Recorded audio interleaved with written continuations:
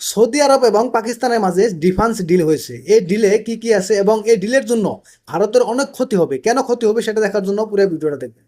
দেখেন, এই ডিলটার মধ্যে এরকম করে বলা হয়েছে যে সৌদি আরবে যদি কোনো দেশ হামলা করে তাহলে ধরে নেওয়া হবে পাকিস্তানের উপরে হামলা করা হয়েছে।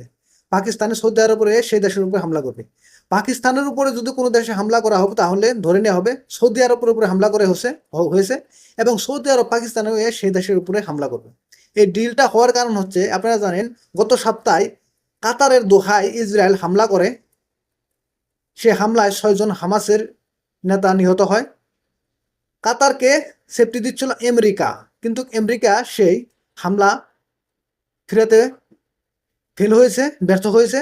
সেজন্য সৌদি আরব ভাবছে যে আমেরিকা আমাদেরকে বাঁচাইতে পারবে না এবং আমেরিকা আমাদেরকে বাঁচাবে না।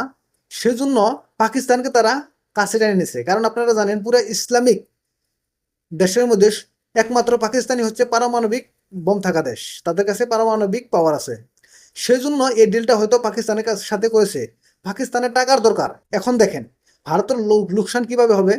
কিছুদিন আগে ভারতে পাকিস্তানের উপরে অপারেশন সিন্দুর চালাইছিল।